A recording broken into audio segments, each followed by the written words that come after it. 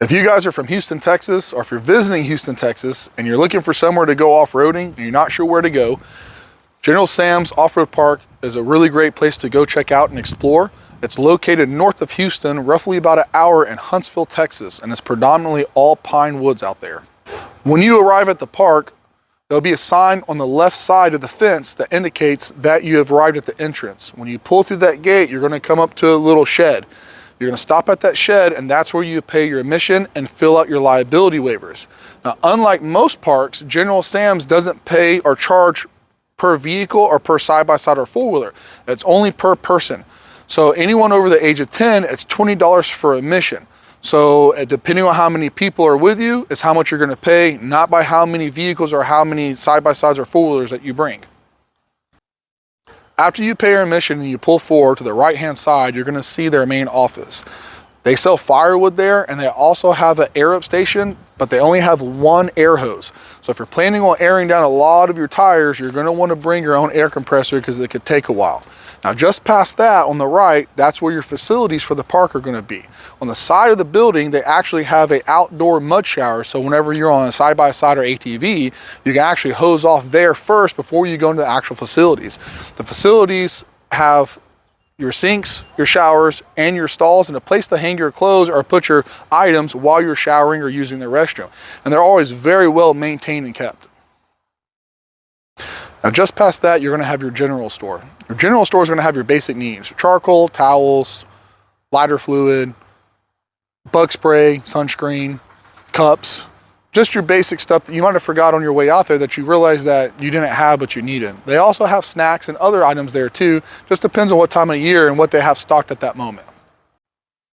Just past the entrance of the park, located in the middle, they'll normally have a food truck there on the weekends, depending on how busy the weekend is and what they have going on in the events.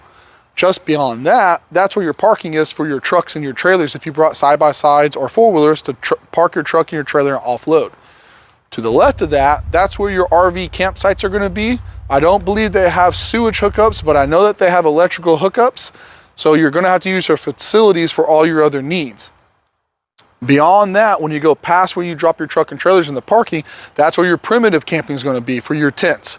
They do allow fires as long as they're not under a burn ban, and they also allow generators, so that way if you need extra electricity when you're out in the backcountry, you'll have it. If you don't want to tent camp and you don't want to RV camp, they also have cabins there, and they have porta cans located outside the cabins. I don't know the prices for the cabins, the RVs, or the campsites. You'll have to call to get the pricing on that.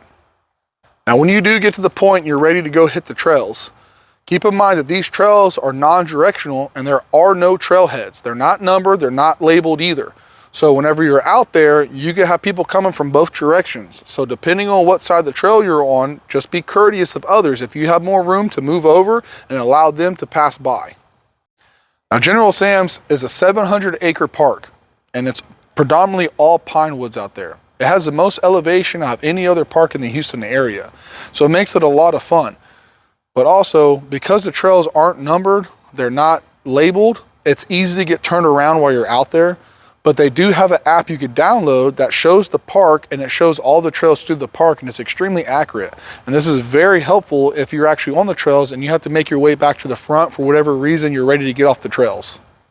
Depending on what time of year you go out there, is depending on the conditions of the trails that you're going to have. If you go in the winter months and we have more rainfall, the trails are going to be a lot wetter, a lot deeper, and a lot nastier. If that's what you're looking for, that's the time of year to go.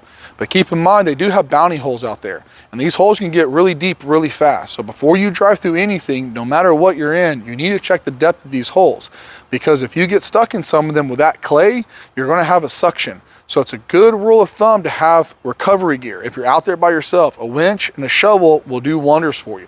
If you don't have a winch and a shovel, you need to have someone else out there with either a strap or preferably a kinetic energy rope, because a kinetic energy rope can get you out of situations way easier than what a strap can. And a shovel will be your best friend if that kinetic energy rope isn't helping you like you thought it would, because these holes with the suction from that clay can be a nightmare to get you out of these holes.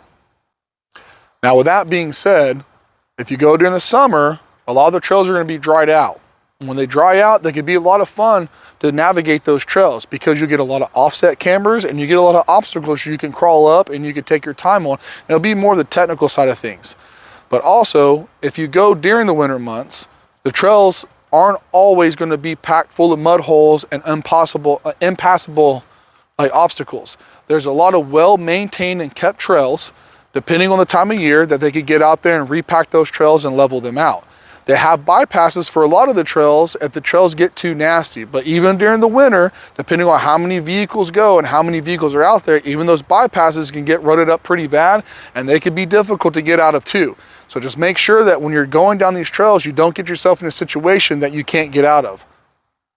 Now, after you spent the day on the trails off-roading and having a good time, they also have 2 washdown areas for your vehicles. These washdown areas are not to wash your vehicle, they're just to rinse the radiator, the window, and the brakes and the brake calipers. Just so that way when you get back on the road, you can see what you're doing, or your vehicle or your side-by-side or ATV is not overheating. So with all that being said, to sum it up, the park is a lot of fun to go have adventures and explore and get out of the city for the weekend and hang out with your friends and your family, barbecue, burn fires, hit the trails, get muddy, and just overall have a great time. So if you want a place to go that's near Houston, this is a really awesome place to go check out. Well, that's it for this video.